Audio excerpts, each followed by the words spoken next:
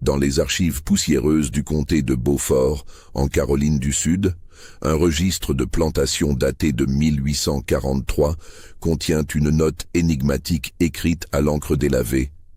Le domestique Amadou a été vendu dans des circonstances urgentes. Ne jamais reprendre contact avec la famille Pemberton. Affaire classée par le shérif sans suite. Personne n'a jamais su pourquoi cette simple vente d'esclaves avait nécessité l'intervention des autorités, ni pourquoi toute une lignée de planteurs prospères avait mystérieusement disparu des registres sociaux 2 mois après cette transaction. Avant de découvrir ce qui s'est réellement passé dans cette plantation, abonnez-vous à cette chaîne et dites-nous en commentaire de quelle ville vous nous écoutez. Cette histoire va vous glacer le sang. L'automne de 1842 arrive tard dans les basses terres de Caroline du Sud.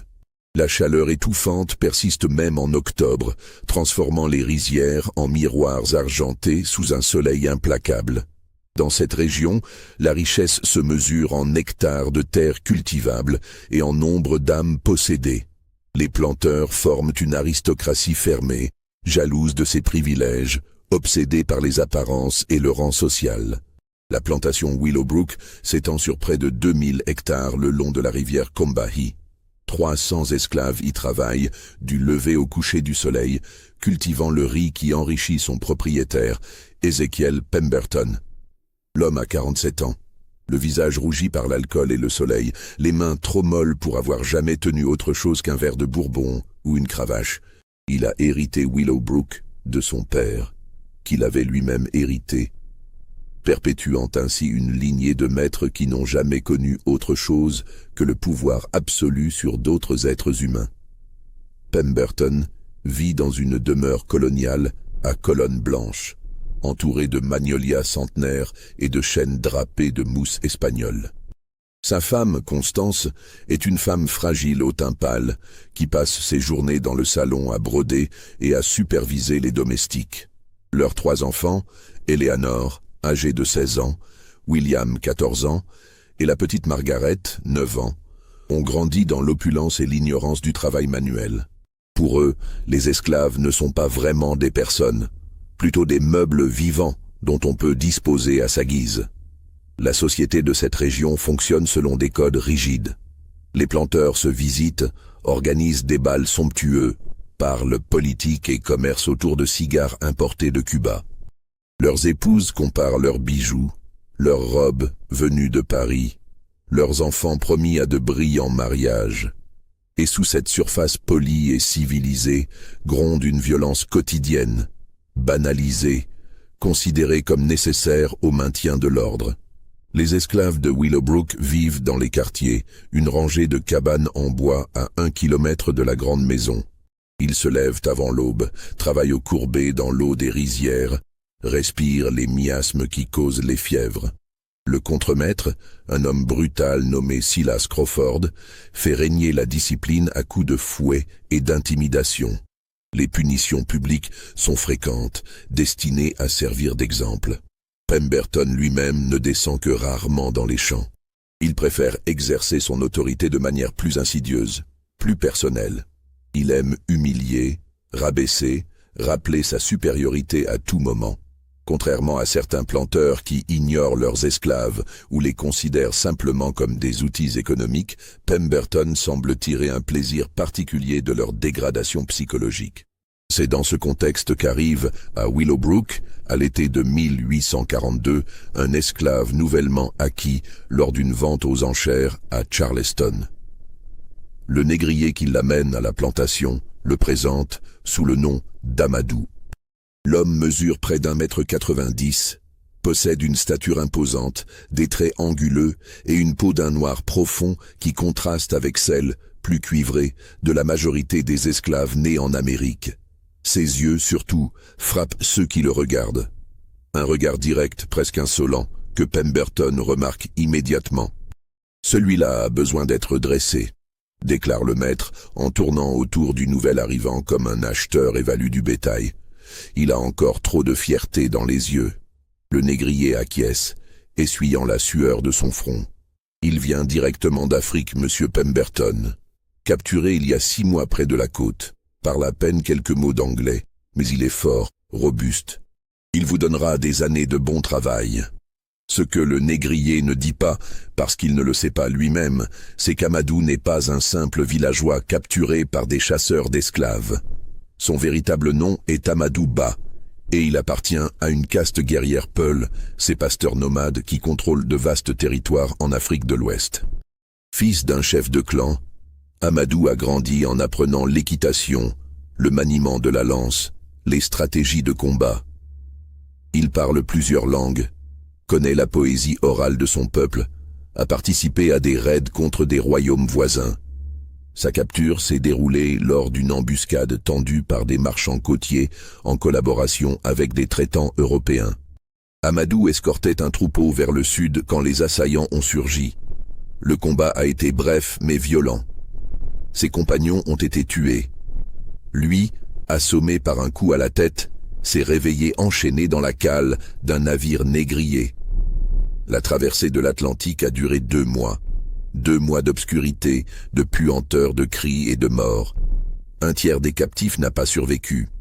Amadou a survécu en se forçant à manger la bouillie infecte qu'on leur jetait, en économisant ses forces, en observant, en apprenant. Il a compris que sa survie dépendrait de sa capacité à paraître docile, tout en préservant son esprit intact.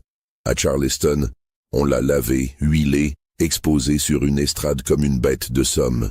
Pemberton l'a acheté pour $800, un prix élevé qui reflète sa force physique évidente.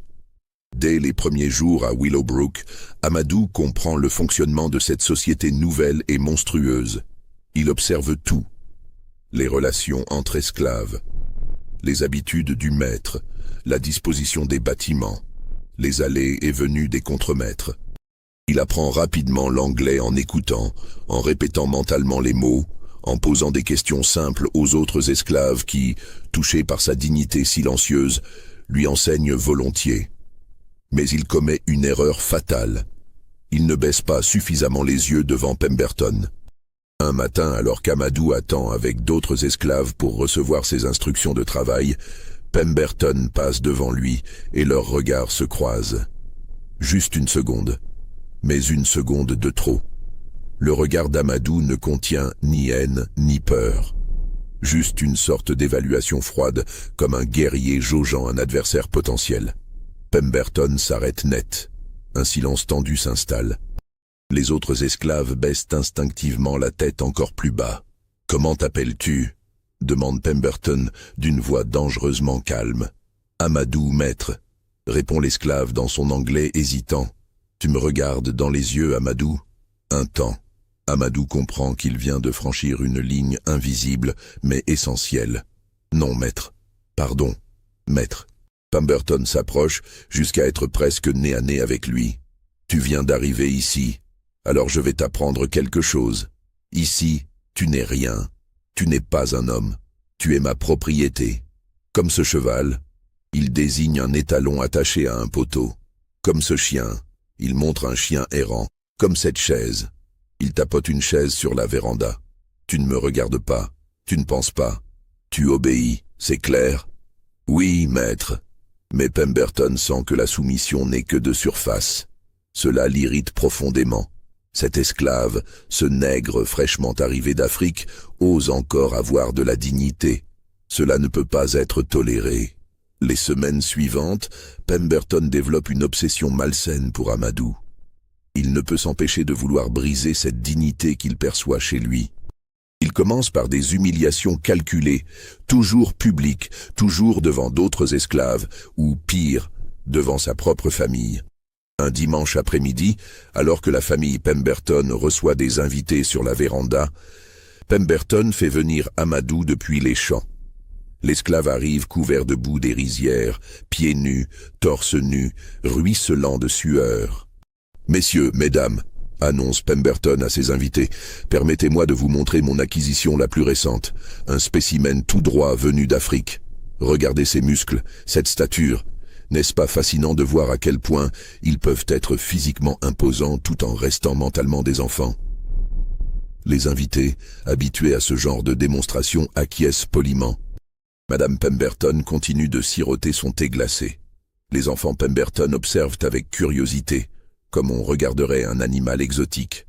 Tourne-toi, Amadou, montre ton dos.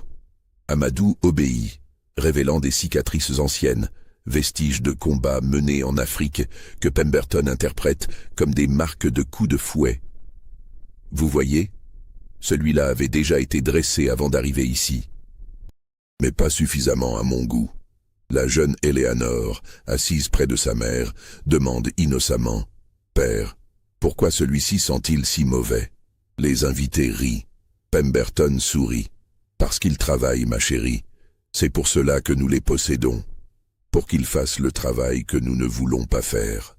Il comprend ce que nous disons. » demande William, le fils. « Quelques mots, je pense. N'est-ce pas, Amadou? Tu comprends que tu es moins qu'un chien dans cette maison ?» Amadou reste immobile, les yeux fixés sur un point invisible devant lui. Mais ses mâchoires se contractent imperceptiblement. Pemberton le remarque et sourit plus largement. « Tu peux retourner au champ. » Ce genre de scène se répète presque chaque semaine. Pemberton trouve toujours de nouvelles façons d'humilier Amadou. Il le fait manger dans une gamelle posée par terre comme un animal. Il lui ordonne de ramper sur les mains et les genoux pour venir recevoir ses instructions. Il l'oblige à chanter des chansons stupides devant les autres esclaves. Il le frappe pour des fautes imaginaires. Les autres esclaves de Willowbrook observent avec un mélange de pitié et de peur.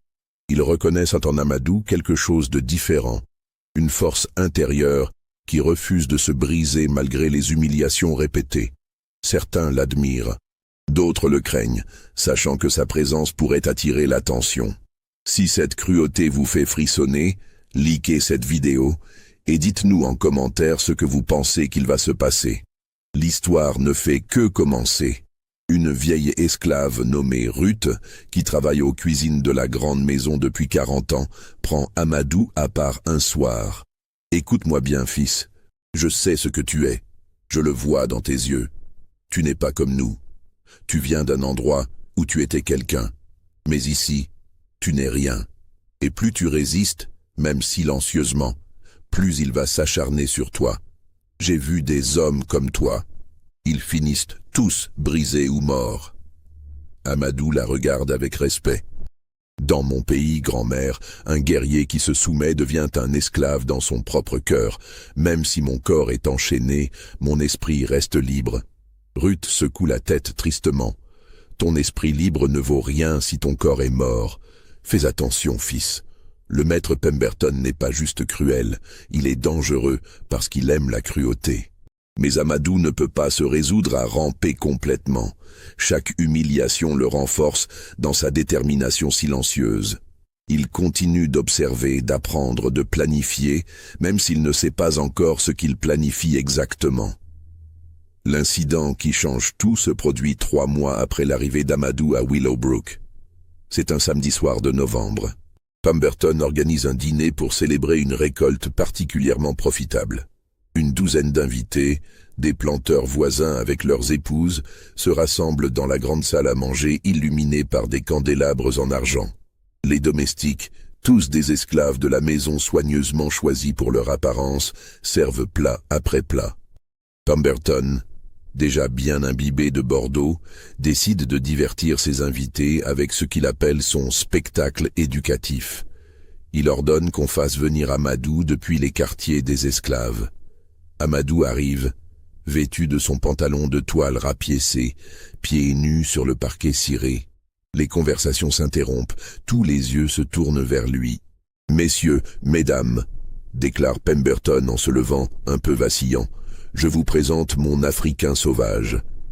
Il y a quelques mois, cette créature ne parlait même pas notre langue. Maintenant, grâce à ma fermeté et ma patience, il obéit au doigt et à l'œil. N'est-ce pas la preuve de la supériorité de notre race et de notre civilisation ?» Des murmures d'approbation parcourent l'assemblée. Madame Pemberton sourit fièrement à son mari. Les enfants, censés être couchés, observent depuis l'escalier. Amadou, à genoux. L'esclave s'agenouille lentement. « Maintenant, dis à nos invités combien tu es reconnaissant de vivre ici, sous ma protection bienveillante. Un long silence, les invités attendent, amusés. Pemberton sourit, savourant le moment. Amadou lève les yeux. Et pour la première fois depuis des mois, il regarde Pemberton droit dans les yeux.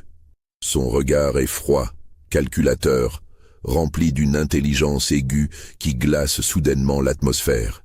Puis il parle, pas en anglais, mais dans sa langue peul, d'une voix profonde et mélodieuse qui résonne dans la salle silencieuse. Les mots coulent, rythmés, presque hypnotiques. Personne ne comprend ce qu'il dit, mais le ton est clair. Ce n'est pas une supplication, c'est une déclaration, une condamnation. Pemberton, déstabilisé, sent son sourire se figer. « Qu'est-ce que tu dis, nègre ?» Parle anglais. Amadou continue, imperturbable. Il récite en réalité un chant guerrier de son peuple, un chant qui parle de vengeance, d'honneur et de justice. Il parle de ses ancêtres qui ont vaincu des armées, de sa propre légitimité en tant que guerrier et chef, du caractère temporaire de toute oppression. Un invité, le colonel Rutherford, rompt le silence inconfortable. « Pemberton, votre nègre devient insolent. Il faudrait le corriger immédiatement. » Pemberton, rouge de colère et d'humiliation devant ses invités, saisit la cravache que les domestiques gardent toujours à portée de main près de la porte. « Tu oses me défier devant mes invités ?» Il frappe. Une fois, 2 fois, 3 fois. Les coups pleuvent sur le dos, les épaules, les bras d'Amadou qui reste à genoux, immobile, ne produisant pas un son. Son silence est plus éloquent que des cris. Il fixe toujours Pemberton avec ce regard de défi glacé. « Arrêtez, Ézéchiel !» C'est Constance qui parle, bouleversée malgré ses années d'accoutumance à la violence de la plantation. Les enfants regardent. Pemberton s'arrête haletant, le visage écarlate. Il réalise qu'il a perdu le contrôle devant ses invités, ce qui constitue une humiliation sociale presque aussi grave que l'insolence de l'esclave. « Sortez-le d'ici », ordonne-t-il à 2 domestiques. « Emmenez-le au fouet demain matin. 50 coups, publiquement. » Amadou est traîné dehors. L'atmosphère du dîner est irrémédiablement gâchée. Les invités partent plus tôt que prévu, gênés par la scène dont ils ont été témoins. Cette nuit-là, dans sa chambre, Pemberton ne trouve pas le sommeil. L'image du regard d'Amadou le hante. Pour la première fois de sa vie, il a vu dans les yeux d'un esclave, non pas de la peur, mais du mépris. Un mépris pur et cristallin qui le dérange profondément. Le lendemain matin, toute la plantation est rassemblée pour assister à la punition. C'est une pratique courante, destinée à servir d'exemple. Amadou est attaché au poteau de flagellation, dos nu. Silas Crawford, le contremaître, prépare le fouet en cuir tressé. Pemberton regarde depuis la véranda entouré de sa famille. Il veut voir cette fierté enfin brisée. Les 50 coups sont administrés méthodiquement. Amadou ne crie pas une seule fois. Son dos se lacère, le sang coule, mais il reste silencieux. Ce silence terrifie les autres esclaves plus que des hurlements ne l'auraient de fait. Il leur rappelle que cet homme n'est pas comme eux, qu'il vient d'un monde où la douleur physique ne suffit pas à briser un guerrier. Pemberton, observant depuis sa position élevée, sent une peur irrationnelle s'insinuer en lui. Il se dit que ce n'est qu'un esclave, qu'il est le maître, que la loi, la société, tout le soutient. Mais cette peur persiste, inexplicable et dérangeante. Dans les semaines qui suivent, une tension palpable s'installe à Willowbrook. Amadou retourne au champ, portant les marques du fouet, comme un guerrier porte ses cicatrices de bataille. Il ne parle presque plus, même aux autres esclaves. Il travaille avec une efficacité mécanique, mange en silence, dort seul dans un coin de la cabane qu'il partage avec 8 autres hommes, mais il observe. Constamment, il observe les habitudes de Pemberton. Comment le maître sort chaque matin exactement à la même heure pour inspecter les champs. Comment il revient pour le déjeuner, puis fait sa sieste quotidienne entre 1h et 3h de l'après-midi. Comment il préfère le bourbon au whisky et commence à boire dès 4h. Comment il devient prévisiblement plus agressif après son 5e verre. Il observe la famille.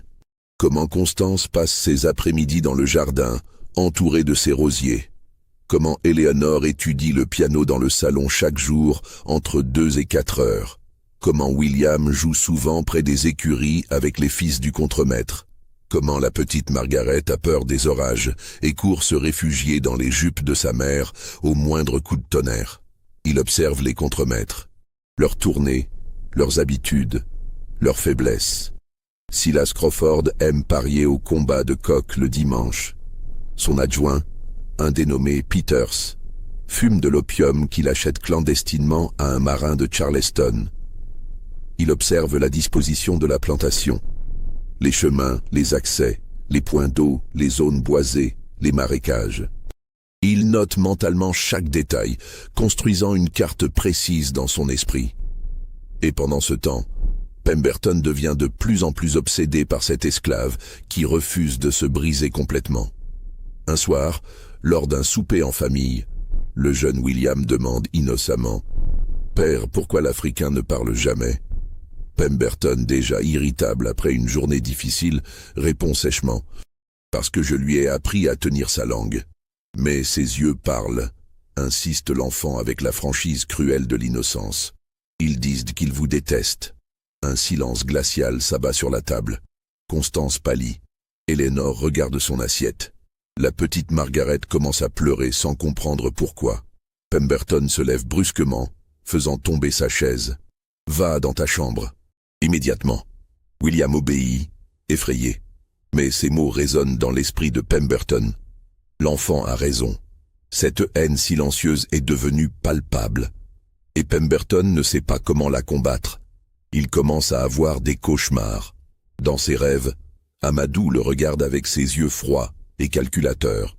Parfois, dans le rêve, l'esclave parle dans cette langue étrangère incompréhensible et Pemberton se réveille en sueur, le cœur battant. Il envisage de vendre Amadou. Ce serait la solution logique, se débarrasser de cet esclave perturbateur. Mais son orgueil l'en empêche. Vendre Amadou serait admettre sa défaite, reconnaître qu'un simple nègre l'a déstabilisé. Les autres planteurs le sauraient. On se moquerait de lui dans les clubs de Charleston. Non, il doit briser Amadou complètement, détruire cette dignité qui refuse de mourir. Il intensifie donc les humiliations. Il fait fouetter Amadou pour des raisons de plus en plus futiles. Un regard jugé trop direct, une pause perçue comme trop longue, une réponse donnée trop lentement. Il le force à travailler 18 heures par jour. Il réduit ses rations. Il l'oblige à dormir enchaîné. Les autres esclaves commencent à murmurer. Cette cruauté excessive dépasse même les normes brutales de la plantation. Ruth, la vieille cuisinière, tente d'intervenir indirectement en servant secrètement de la nourriture supplémentaire à Amadou. D'autres esclaves partagent discrètement leur maigre ration avec lui. Un respect silencieux se développe pour cet homme qui refuse de plier, mais aussi une peur croissante. Ils sentent tous qu'une catastrophe approche. Cette confrontation entre le maître obsédé et l'esclave indomptable ne peut se terminer que dans le sang. Un incident particulièrement révélateur se produit un après-midi de décembre. Pemberton, accompagné de sa fille Éléonore et du colonel Rutherford en visite, inspecte les travaux de réparation d'un fossé d'irrigation. Amadou fait partie de l'équipe assignée à cette tâche. Le colonel, un homme cultivé qui a voyagé en Europe, observe Amadou avec curiosité. Pemberton, cet esclave, a une stature vraiment remarquable. Et son visage? Il y a quelque chose d'aristocratique dans ses traits.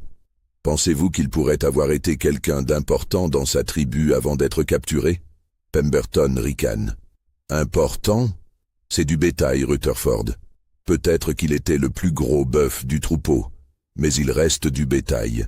Éléonore, qui observe Amadou depuis plusieurs semaines avec une fascination troublée typique des jeunes filles élevées dans l'ignorance et la cruauté banalisée, demande « Père, croyez-vous qu'il pense comme nous ?»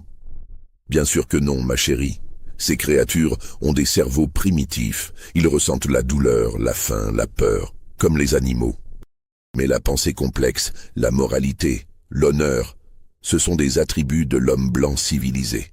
À ce moment précis, Amadou, qui creuse à quelques mètres, lève brièvement les yeux. Son regard croise celui d'Eleanor. La jeune fille voit dans ses yeux une intelligence aiguë, une compréhension totale de la conversation, et une condamnation silencieuse qui la glace jusqu'aux os. Elle détourne rapidement le regard, troublée d'une manière qu'elle ne peut pas nommer. Cette nuit-là, elle fait un cauchemar. Dans son rêve, elle est celle qui est vendue aux enchères, exposée, humiliée, achetée. Et Amadou est celui qui observe depuis une véranda blanche, sirotant du thé glacé. Elle se réveille en sanglots et court dans la chambre de ses parents. Pour la première fois de sa vie, Eleanor Pemberton a entrevu l'humanité de ceux que sa famille possède, et cette révélation la terrifie car elle implique leur propre monstruosité. L'hiver de 1843 arrive, inhabituellement froid pour la Caroline du Sud. En janvier, un gel rare s'abat sur la région, endommageant une partie des cultures. Pemberton, inquiet pour ses revenus, devient encore plus irritable et tyrannique. Les dommages causés par le gel sont considérables. Les jeunes plants de riz, normalement protégés par les eaux tièdes des rizières, ont gelé dans leurs tiges. Les prévisions de récolte chutent de 40%. Pour un homme comme Pemberton, dont le train de vie luxueux dépend entièrement des revenus de la plantation, c'est une catastrophe financière imminente. Il commence à boire plus tôt dans la journée. Ses colères deviennent imprévisibles et violentes. Les domestiques de la maison marchent sur des œufs, craignant de déclencher ses furies. Constance passe de plus en plus de temps enfermée dans sa chambre, prétextant des migraines. Les enfants sont envoyés chez des cousins à Charleston pour les protéger de l'atmosphère toxique qui règne désormais à Willowbrook. Dans ce contexte de tension extrême, Pemberton cherche désespérément à retrouver un sentiment de contrôle.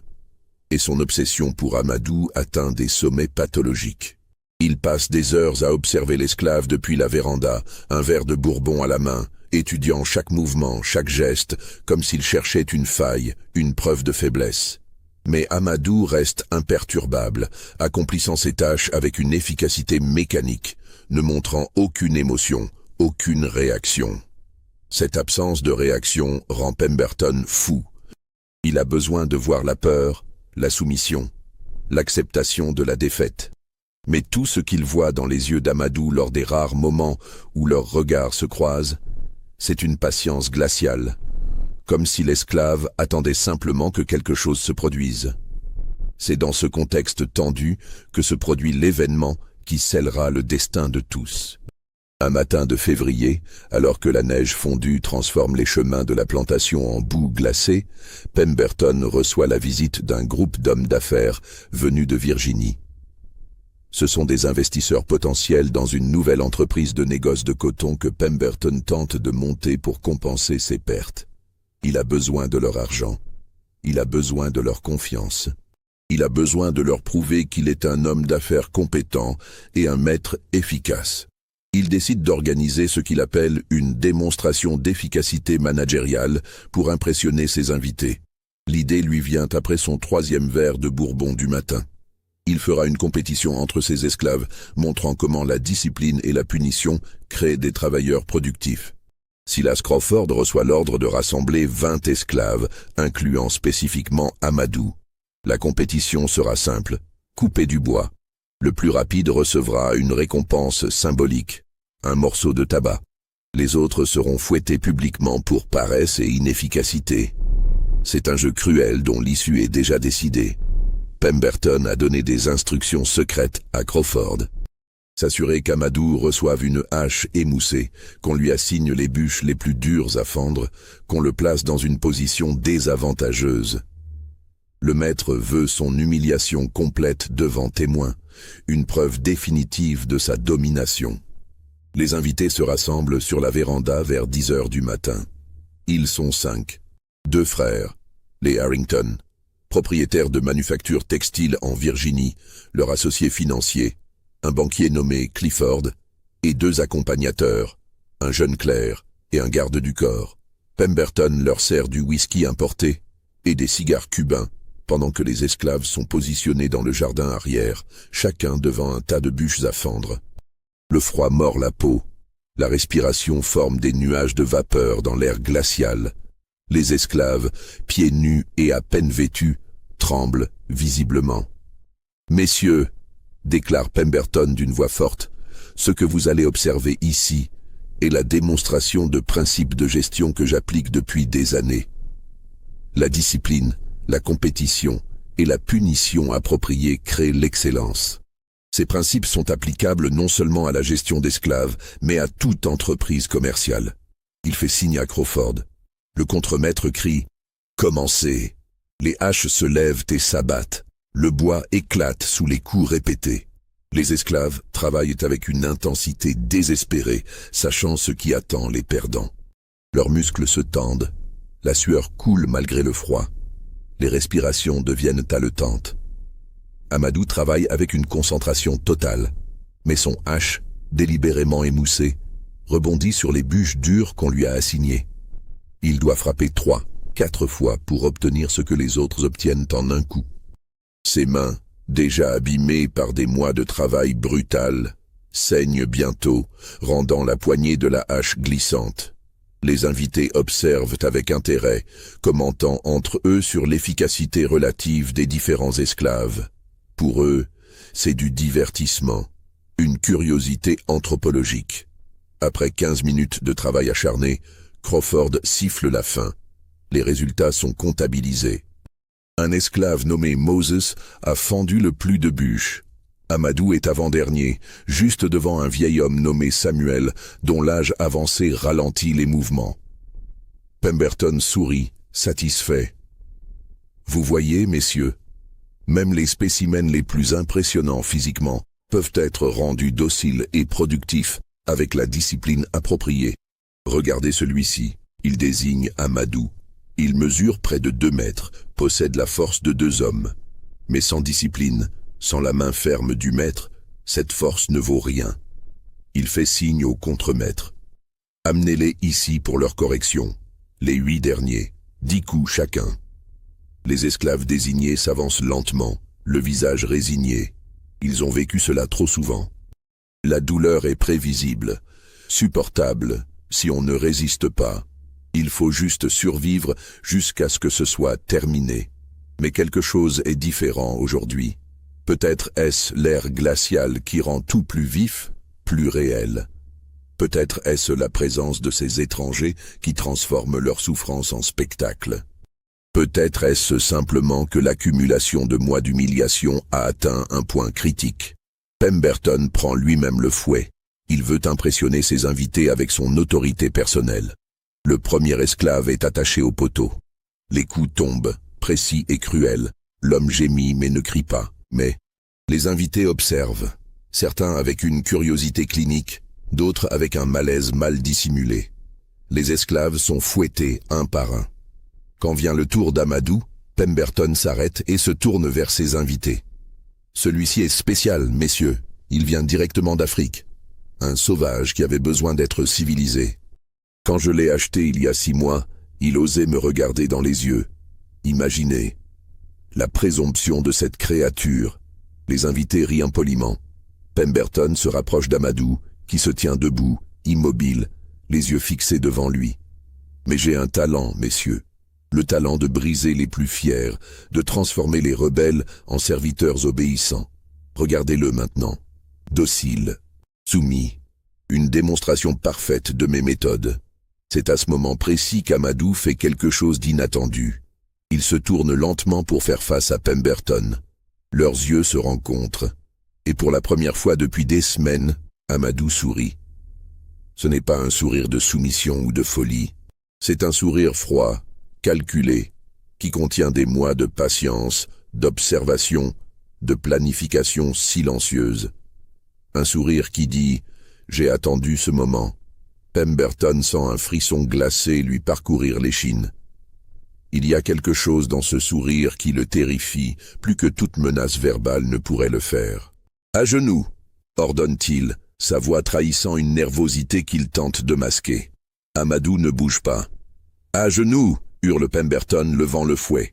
Lentement, très lentement, Amadou s'agenouille, mais ses yeux ne quittent jamais ceux de Pemberton. C'est une obéissance qui ressemble à une menace. Pemberton lève le fouet, mais sa main tremble légèrement. Il sent les regards de ses invités sur lui, attend leur approbation. Il frappe. 1 fois, 2 fois, 3 fois. Les coups pleuvent sur le dos déjà marqué d'Amadou.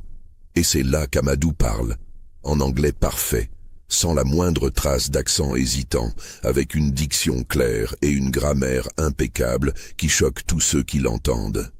Vous pensez que ces coups me brisent. Mais chaque coup que vous donnez ne fait que me renforcer dans ma certitude que vous êtes un homme faible. Le fouet s'arrête en plein mouvement. Pemberton reste figé, incapable de traiter ce qu'il vient d'entendre. Les invités échangent des regards confus. Les autres esclaves retiennent leur souffle. Amadou continue, sa voix calme et mesurée, comme s'il donnait une conférence. Dans mon pays, j'étais Amadou Ba, fils de Mamadou Ba, chef du clan des pasteurs Peuls de la région de Fouta Djallon. J'ai commandé 100 guerriers. J'ai jugé des différends entre villages. J'ai négocié avec des rois. J'ai étudié les textes sacrés et la poésie de mon peuple. Il se relève lentement, malgré les ordres aboyés par les contremaîtres. Il se tient debout, droit malgré la douleur, et regarde Pemberton de toute sa hauteur. Vous, Ézéchiel Pemberton, vous n'avez rien accompli dans votre vie. Vous avez hérité de la richesse volée par votre père et votre grand-père. Vous n'avez jamais construit quoi que ce soit. Vous n'avez jamais créé quoi que ce soit. Vous frappez des hommes enchaînés et vous vous sentez puissant. Mais je vais vous dire quelque chose que vous savez déjà au fond de vous-même. Il fait un pas vers Pemberton. Les contremaîtres se précipitent, mais quelque chose dans l'attitude d'Amadou les fait hésiter. Vous êtes un lâche, vous êtes un parasite, et vous êtes terrifié parce que vous savez que sans vos chaînes, vos fouets et vos lois injustes, vous ne seriez rien face à des hommes comme moi. Des hommes réels, des guerriers. Le silence qui suit est absolu. Même le vent semble s'être arrêté. Les invités sont pétrifiés, ne sachant comment réagir à cette insolence inouïe. Les esclaves n'osent pas bouger, partagés entre une admiration terrifiée et la peur des représailles qui vont nécessairement suivre. Pemberton, lui, est devenu d'un blanc crayeux. Sa main qui tient le fouet tremble violemment. Pendant un moment, on dirait qu'il va s'effondrer. Puis la rage prend le dessus, une rage alimentée par l'humiliation totale devant ses invités, devant ses contremaîtres, devant ses propres esclaves. « Saisissez-le !» hurle-t-il d'une voix stridente. « Enchaînez-le, cet esclave sera fouetté jusqu'à la mort demain matin à l'aube. » Que tous les nègres de cette plantation soient présents pour voir ce qui arrive à ceux qui osent défier leur maître. Silas Crawford et 3 autres hommes se jettent sur Amadou. Il ne résiste pas. Mais il faut la force des 4 hommes pour le maîtriser, tant sa stature est imposante. On lui lie les mains avec des chaînes, pas de simples cordes cette fois.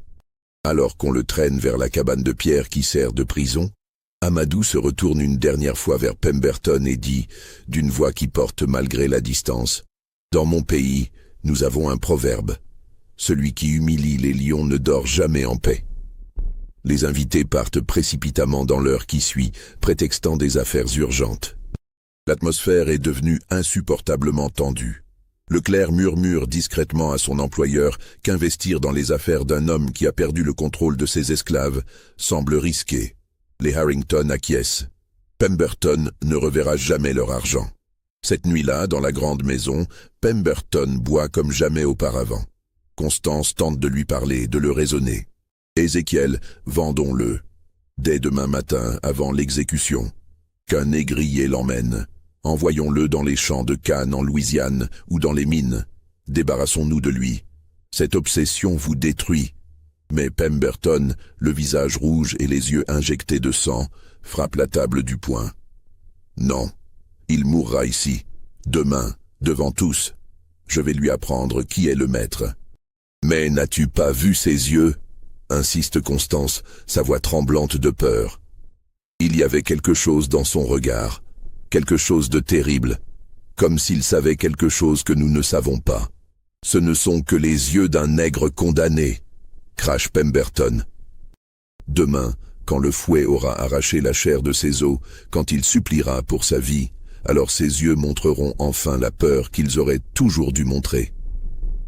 Mais seul dans son bureau, une fois Constance montée se coucher, Pemberton sent la peur le gagner.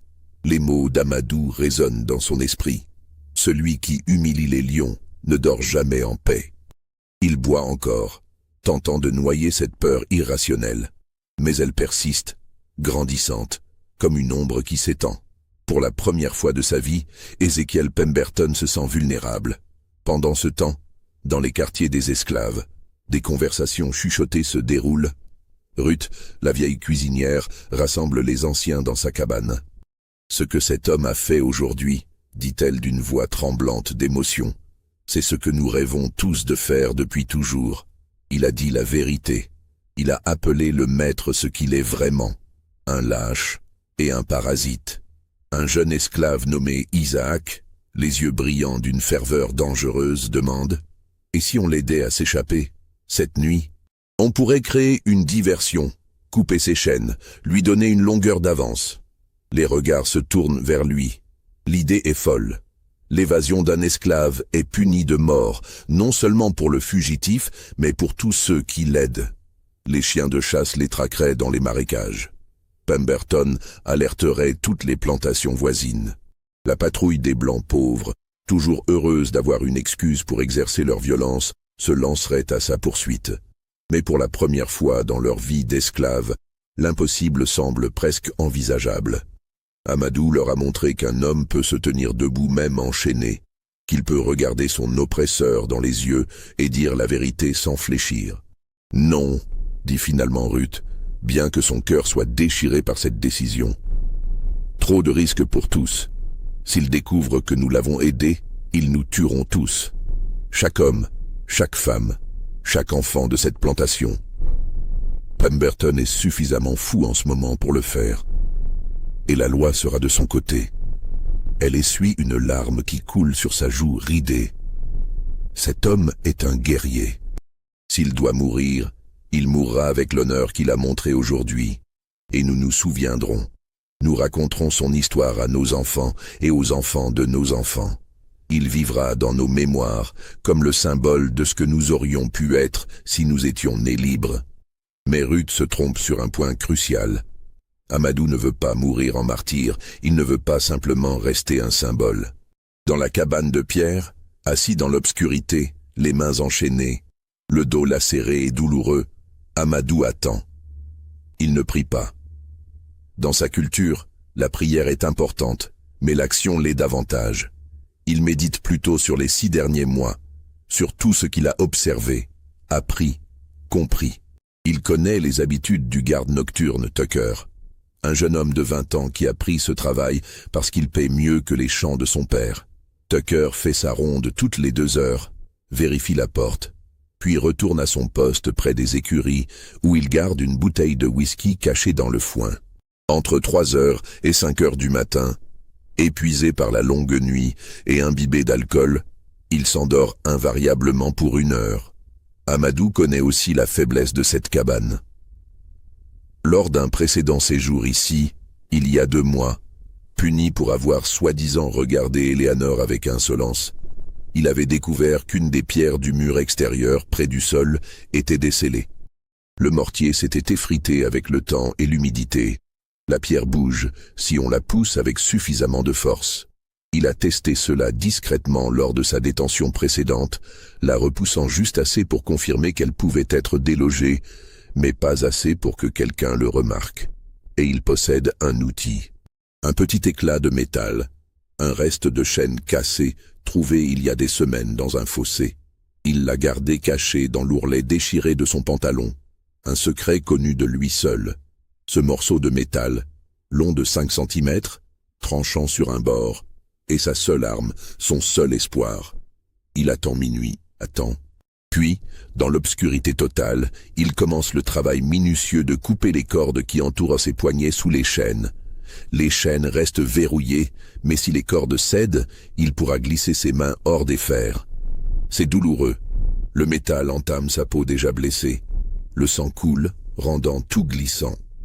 Mais il continue. avec la patience infinie d'un chasseur qui attend le moment parfait pour frapper. 2 heures s'écoulent. Ses mains sont enfin libres des cordes. Les chaînes pendent inutilement. Il attend la 3e ronde de Tucker. Le garde passe, vérifie la porte, marmonne quelque chose d'inintelligible, puis s'éloigne vers les écuries.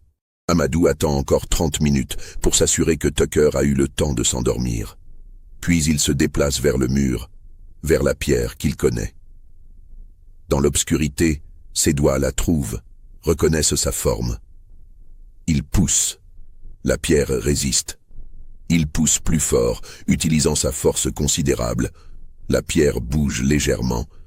Il travaille pendant 1 heure, poussant, tirant, élargissant l'ouverture.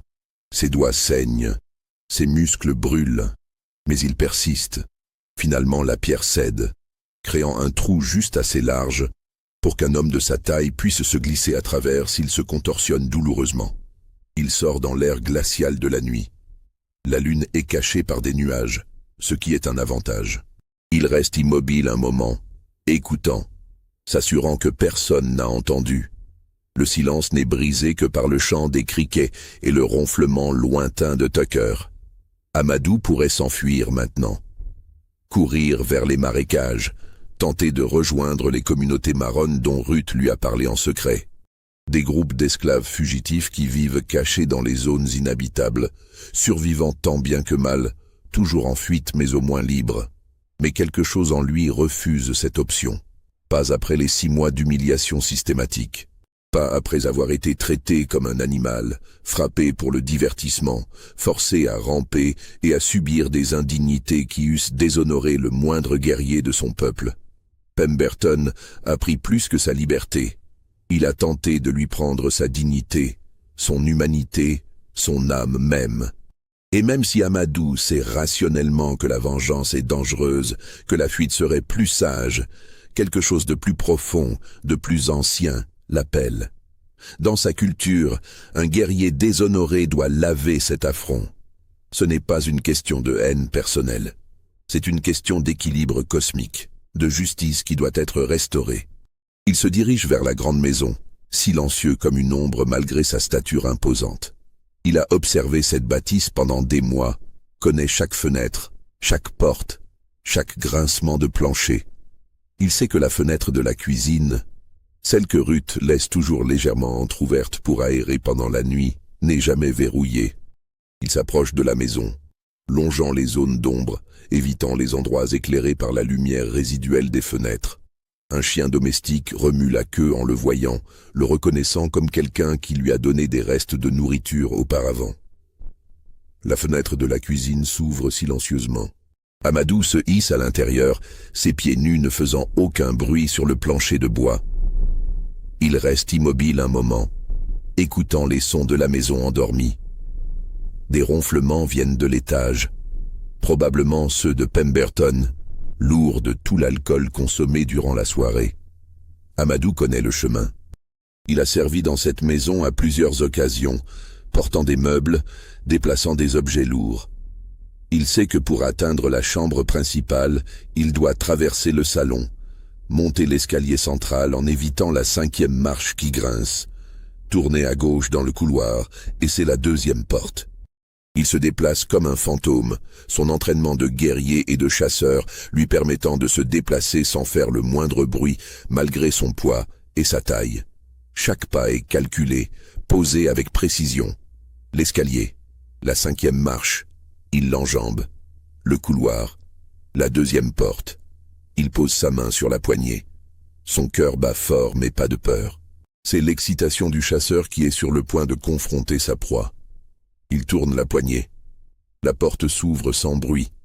La chambre est plongée dans l'obscurité, à peine éclairée par la lumière faible de la lune qui filtre à travers les rideaux épais. L'odeur de l'alcool flotte dans l'air. Pemberton est allongé sur le dos, ronflant bruyamment, complètement inconscient. Constance dort à ses côtés, tournée sur le côté, respirant doucement. Amadou entre, refermant la porte derrière lui. Il reste là, dans l'ombre, observant l'homme qui a fait de sa vie un enfer pendant 6 mois. L'homme qui l'a acheté comme du bétail, qui l'a humilié devant sa famille, qui l'a fouetté, qui a tenté de briser son esprit et son corps, il pourrait le tuer maintenant. Ce serait facile. Un oreiller sur le visage, ses mains puissantes autour du cou, une fin rapide et violente. Pemberton ne se réveillerait même pas avant qu'il soit trop tard. Mais Amadou n'est pas un meurtrier. Dans sa culture, tuer un homme endormi est déshonorant, même si cet homme est un ennemi. Un guerrier affronte ses adversaires face à face, les yeux dans les yeux. Et plus important encore, Amadou comprend quelque chose de fondamental.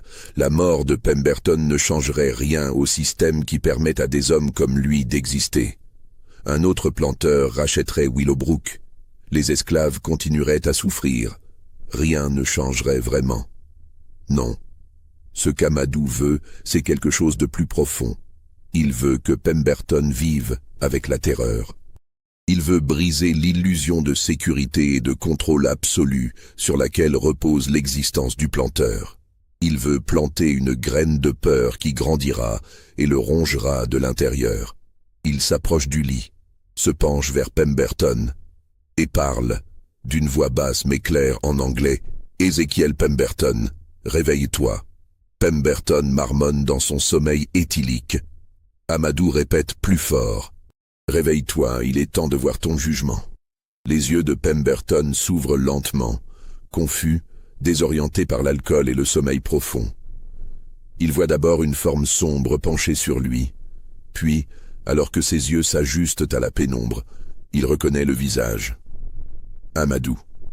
La terreur est instantanée et absolue. Pemberton tente de crier, mais Amadou pose une main sur sa bouche, l'empêchant de faire du bruit. L'autre main tient l'éclat de métal près de son visage, pas comme une menace directe, mais comme un rappel de ce qui pourrait arriver. « Écoute-moi bien », murmure Amadou, son visage à quelques centimètres de celui de Pemberton. « Je pourrais te tuer maintenant. Ce serait facile. Personne ne m'entendrait. Mais ta mort serait trop rapide, trop miséricordieuse pour ce que tu mérites. » Les yeux de Pemberton sont écarquillés de terreur. Constance continue de dormir à côté, inconsciente du drame qui se déroule. « Dans mon pays, » continue Amadou d'une voix hypnotique, « nous croyons que ceux qui déshonorent d'autres hommes portent cette malédiction dans leur âme. Elle les ronge de l'intérieur, détruit leur paix, pourrit leur vie. Tu m'as déshonoré. Tu as déshonoré des centaines d'autres. Et maintenant cette malédiction est sur toi. » Il retire sa main de la bouche de Pemberton, mais garde l'éclat de métal visible. Pemberton pourrait crier, réveiller sa femme, appeler à l'aide. Mais il est paralysé, incapable de bouger, de parler, hypnotisé par ses yeux froids qui le regardent avec une intensité terrible. « Chaque nuit, » murmure Amadou, « quand tu fermeras les yeux, tu te demanderas si je suis revenu. Chaque ombre, chaque bruit, chaque souffle de vent te fera douter. Tu as cru posséder le pouvoir absolu, mais maintenant tu sais la vérité. Tu n'es qu'un homme, fragile, mortel, vulnérable. » Il se relève lentement, regardant Pemberton qui reste figé dans son lit, tremblant de tous ses membres. « Je pars maintenant, et tu ne me reverras plus jamais. Mais souviens-toi de cette nuit. Souviens-toi que l'esclave que tu pensais briser s'est tenu au-dessus de ton lit et a choisi de t'épargner. Non pas par faiblesse, mais parce que ta vie de terreur sera un châtiment plus grand que ta mort. » Amadou se dirige vers la porte. Puis une dernière pensée lui vient. Il se retourne vers Pemberton. « Et si jamais tu racontes ce qui s'est passé cette nuit, personne ne te croira. Ils penseront que l'alcool et la culpabilité te font délirer. Qui croirait qu'un esclave enchaîné dans une prison de pierre a pu s'échapper, entrer dans ta chambre et repartir comme un fantôme ?» Sur ces mots, il disparaît dans le couloir, laissant Pemberton seul avec sa terreur. Ce qui se passe ensuite dans la chambre n'est connu que de Pemberton et de sa femme. Mais ce qui est certain, c'est que Constance se réveille quelques minutes plus tard en entendant son mari gémir et halter. Elle allume une bougie et le trouve assis dans le lit, le visage d'un blanc crayeux, les yeux fixes, tremblant violemment. « Ézéchiel, qu'est-ce qui ne va pas? Pemberton ne répond pas immédiatement. Il regarde autour de lui, cherchant des traces de la présence d'Amadou. Mais il n'y a rien. Aucun signe. Était-ce réel? Était-ce un cauchemar provoqué par l'alcool et la culpabilité? J'ai eu un mauvais rêve, parvient-il finalement à articuler. Mais ses mains continuent de trembler. Son cœur bat à un rythme fou, si fort qu'il résonne dans ses oreilles. Une douleur sourde irradie dans sa poitrine, montant vers son bras gauche. Il porte la main à son torse, grimaçant. « Ézéchiel !» Constance est maintenant complètement réveillée, alarmée par l'état de son mari. « Tu es tout pâle. Je vais chercher de l'aide. » Mais avant qu'elle ne puisse bouger, Pemberton saisit son bras avec une force désespérée. « Non, attends. » Il essaie de parler, de lui dire ce qui s'est passé, mais les mots ne viennent pas. Comment expliquer? Comment décrire ce qu'il a ressenti en voyant l'esclave qu'il pensait avoir emprisonné se tenir au-dessus de son lit comme un juge prononçant une sentence? La douleur dans sa poitrine s'intensifie. Il a du mal à respirer. La pièce tourne autour de lui. Les mots d'Amadou résonnent encore dans son esprit. Tu n'es qu'un homme, fragile, mortel, vulnérable. Je ne peux pas respirer, halète-t-il. Constance se précipite hors de la chambre, criant pour réveiller les domestiques. Ruth arrive en premier, suivie par 2 autres servantes. Elle trouve Pemberton effondré dans son lit, le visage tordu de douleur, une main crispée sur sa poitrine. « Allez chercher le docteur Harcourt », ordonne Constance, hystérique. « Vite, mon mari se meurt !» Un domestique galope vers Charleston à travers la nuit. Mais quand le médecin arrive 3 heures plus tard, au lever du soleil, Ézéchiel Pemberton est déjà mort. Le docteur Harcourt, un homme expérimenté qui a soigné les familles de planteurs pendant 30 ans, examine le corps avec attention. Il note dans son rapport « Décès survenu approximativement à 3 heures du matin. Symptômes cohérents avec une attaque cardiaque. Le défunt présentait des facteurs de risque, consommation excessive d'alcool, mode de vie sédentaire, tempérament colérique. » Mais dans une note privée, qu'il n'inclura pas dans le rapport officiel, il écrit quelque chose de plus troublant, expression faciale inhabituelle. Le défunt semble avoir été saisi par une terreur extrême avant le décès. Pupilles dilatées, muscles faciaux contractés, en une grimace de peur. Dans ma carrière, je n'ai vu de telles expressions que chez des hommes confrontés à quelque chose d'absolument terrifiant. Impossible de déterminer si cette peur a provoqué l'attaque cardiaque ou si elle était simplement concomitante. Quand on se rend à la cabane de Pierre pour préparer l'exécution d'Amadou prévue à l'aube, le garde Tucker fait une découverte qui le rend hystérique. La porte est toujours fermée, le verrou en place. Mais à l'intérieur, la cabane est vide. Les chaînes pendent, inutiles. La pierre descellée révèle un trou à peine assez large pour qu'un homme puisse s'y glisser. C'est impossible. Bégait Tucker, terrifié à l'idée de la punition qui l'attend pour avoir laissé un prisonnier s'échapper. J'ai vérifié toute la nuit. La porte était fermée. Je ne comprends pas. Silas Crawford, le contremaître, examine la scène avec consternation. Il ordonne immédiatement qu'on organise une chasse. Les chiens sont lâchés. Des dizaines d'hommes, esclaves et blancs pauvres, ratissent les environs. Ils fouillent les marécages, les forêts, les plantations voisines. Des avis de recherche sont envoyés dans toute la région. Esclave fugitif, Amadou, environ 2 mètres, peau très foncée, cicatrice sur le dos. Récompense de $200 pour sa capture, mort ou vif. Les jours passent, aucune trace d'Amadou. C'est comme s'il avait simplement disparu dans les airs. Les chiens perdent sa piste près de la rivière, suggérant qu'il a pu utiliser l'eau pour masquer son odeur, technique connue des esclaves fugitifs expérimentés. Les semaines deviennent des mois. Toujours aucun signe de lui. Les esclaves de Willowbrook, interrogés un par un, jurent tous qu'ils ne savent rien. Ruth, soumise à un interrogatoire particulièrement pressant, maintient son histoire. « Je sais rien, maître Crawford. Cet homme, il parlait pas beaucoup. Je sais pas comment il a fait pour partir. C'est comme un fantôme. » Le mot « fantôme » commence à circuler. Les esclaves murmurent entre eux que peut-être Amadou n'était pas un homme ordinaire.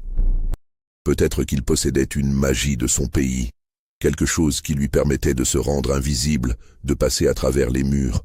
Les superstitions africaines, jamais complètement éteintes malgré les efforts de christianisation forcés, refont surface. Mais les plus pragmatiques comprennent la vérité plus simple. Amadou était un homme intelligent, patient, qui avait observé et planifié. Son évasion n'avait rien de magique. C'était l'œuvre d'un esprit stratégique et déterminé. Pourtant, il y a des questions troublantes. Comment a-t-il su exactement quand le garde serait endormi? Comment a-t-il eu la force de déloger cette pierre, après des mois de mauvais traitements et de privation, Et surtout, pourquoi n'est-il pas parti immédiatement vers le nord ou vers les marécages, mais semble avoir pris le temps de faire autre chose? Constance Pemberton devient la source de rumeurs encore plus étranges. Dans son état de choc et de deuil, elle raconte une histoire que personne ne prend vraiment au sérieux. Elle affirme avoir été réveillée par des murmures dans la chambre, dans une langue étrangère qu'elle ne comprenait pas. Elle dit avoir senti une présence, une ombre qui se déplaçait dans la pièce. Quand elle a allumé la bougie, son mari était en train de mourir, les yeux fixes sur quelque chose qu'elle ne pouvait pas voir. Il était là, insiste-t-elle auprès de sa sœur venue la soutenir. L'Africain. Je sais que c'était lui. Je l'ai senti, et Ézéchiel aussi. C'est ce qui a tué mon mari. La peur. La peur pure de voir l'esclave qu'il pensait avoir brisé se tenir debout, libre, au-dessus de notre lit. Sa sœur, embarrassée, lui conseille de ne plus parler de ces choses. C'est le choc, ma chérie. Le deuil te fait voir des choses qui n'existent pas. Ton mari est mort d'une attaque cardiaque. C'est triste, mais naturel pour un homme de son tempérament et de ses habitudes. Mais Constance sait ce qu'elle a ressenti, et cette conviction la hantera jusqu'à sa propre mort 3 ans plus tard dans un asile pour maladies nerveuses. Éléonore, la fille aînée, maintenant âgée de 17 ans, développe une peur morbide de l'obscurité et une fascination troublée pour l'histoire d'Amadou. Elle interroge les esclaves, essayant de comprendre qui était vraiment cet homme. Ce qu'elle apprend la bouleverse. Il parlait plusieurs langues, possédait une dignité inexplicable malgré sa condition, et avait dans les yeux quelque chose qu'aucun d'eux n'avait jamais vu chez un esclave. Il était comme un prince déchu, lui dit Ruth lors d'une conversation secrète. Dans son pays, il était quelqu'un. Ici, on a essayé d'en faire rien, mais on ne peut pas vraiment détruire ce que quelqu'un est au fond de lui. Cette révélation change Éléonore. Pour la première fois de sa vie, elle comprend viscéralement que les esclaves ne sont pas des objets, pas des animaux, mais des personnes avec des histoires, des dignités, des humanités aussi riches que la sienne. Cette prise de conscience est si déstabilisante qu'elle ne peut plus vivre dans le Sud. Elle épousera plus tard un commerçant abolitionniste du Massachusetts et deviendra une partisane discrète du mouvement anti-esclavagiste sans jamais oublier les yeux froids et dignes d'Amadou. William et Margaret, plus jeunes, portent des souvenirs fragmentés de cette période. Des images de leur père devenant de plus en plus colériques, de cet esclave imposant que leur père semblait haïr avec une intensité particulière, de la nuit où tout a basculé. Ces souvenirs les hanteront différemment. William deviendra un homme anxieux, méfiant, qui ne possédera jamais d'esclaves et quittera le Sud dès qu'il le pourra. Margaret développera des cauchemars récurrents qui ne disparaîtront qu'à l'âge adulte. 2 mois après la mort de Pemberton, Willowbrook est vendue à un planteur de Géorgie nommé Thurston. Constance ne peut plus supporter de vivre dans cette maison. Chaque ombre lui rappelle cette nuit terrible. Chaque craquement du plancher la fait sursauter. Les esclaves de Willowbrook sont dispersés lors de la vente. Certains vont en Louisiane, d'autres en Alabama. D'autres restent en Caroline du Sud, mais dans différentes propriétés. Cette dispersion est déchirante pour les familles, mais elle a un effet inattendu. Elle répand l'histoire d'Amadou à travers tout le Sud. Partout où vont ces esclaves, Il raconte l'histoire du guerrier africain qui a refusé d'être brisé, qui a défié son maître publiquement, qui s'est échappé d'une prison verrouillée et dont la simple présence aurait tué le planteur de terreur. L'histoire se transforme, s'embellit avec chaque nouvelle narration. Dans certaines versions, Amadou devient un géant de 3 mètres. Dans d'autres, il possède des pouvoirs magiques hérités de sorciers africains. Dans d'autres encore, il mène maintenant une armée d'esclaves fugitifs dans les marécages, préparant une révolte. Ces histoires, bien sûr, terrifient les planteurs blancs qui en entendent des échos. Elles alimentent leur pire cauchemar, que les esclaves ne soient pas vraiment soumis, que sous la surface de la servitude bouillonne une rage et une dignité qui pourraient à tout moment exploser. Mais elles inspirent les esclaves. Amadou devient un symbole, une preuve vivante qu'il est possible de résister, de maintenir sa dignité, même dans les pires circonstances, de refuser d'être complètement brisé par un système conçu pour déshumaniser. Quant à Amadou lui-même, il disparaît complètement des registres historiques. Aucune capture n'est jamais enregistrée, aucun corps correspondant à sa description n'est jamais trouvé. Les autorités finissent par classer l'affaire, supposant qu'il est mort dans les marécages, dévoré par les alligators ou succombant aux fièvres. Mais il y a des indices intrigants pour ceux qui savent tout chercher.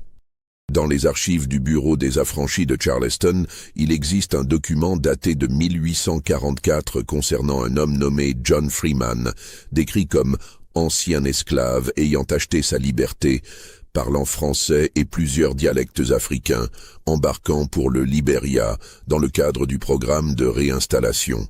La description physique correspond. Grand, imposant, cicatrice sur le dos. Le capitaine du navire qui l'emmène, un Quaker nommé Ebenezer Coffin, note dans son journal privé. Parmi les passagers se trouve un homme remarquable. Il se fait appeler John Freeman, mais je soupçonne que ce n'est pas son véritable nom. Il porte lui-même comme un prince, parle avec une éloquence inhabituelle et possède dans ses yeux quelque chose que je n'ai vu que chez les hommes qui ont survécu à des épreuves terribles. Il ne parle jamais de son passé, mais son dos porte les marques du fouet. Quand je lui demande pourquoi il retourne en Afrique, il me répond simplement « J'ai des comptes à rendre chez moi. Des histoires à raconter, des leçons à transmettre. Je ne poserai pas plus de questions. Certains hommes ont gagné le droit au silence sur leur passé. Est-ce Amadou? Impossible de le prouver avec certitude. Mais l'idée est réconfortante.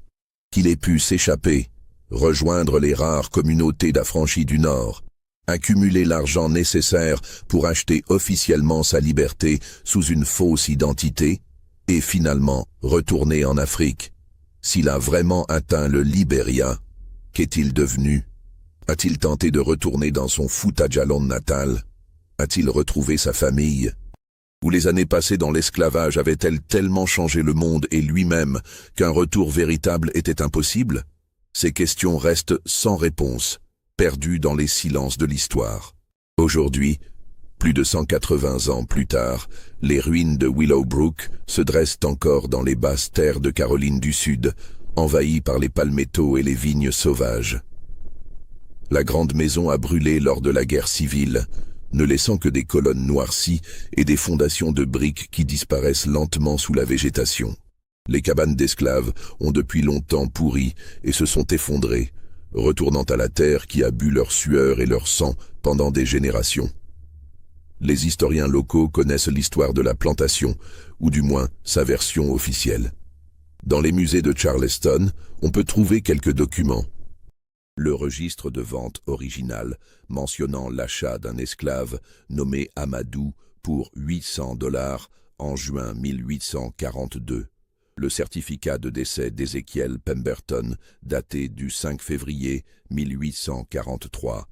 Les documents de vente de Willowbrook par Constance Pemberton 2 mois plus tard.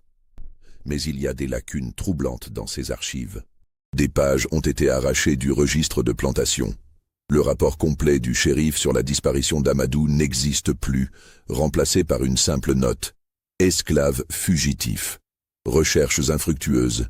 Affaire classée. Les témoignages des esclaves interrogés à l'époque ont disparu, comme si quelqu'un, à un moment donné, avait voulu effacer certains détails, enterrer certaines vérités trop dérangeantes.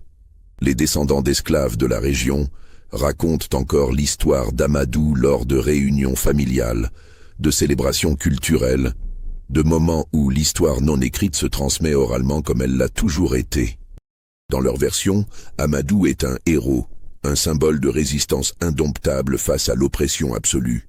Son histoire est racontée aux enfants pour leur enseigner que la dignité ne peut jamais être complètement volée, que même dans les pires circonstances, l'esprit humain peut rester libre.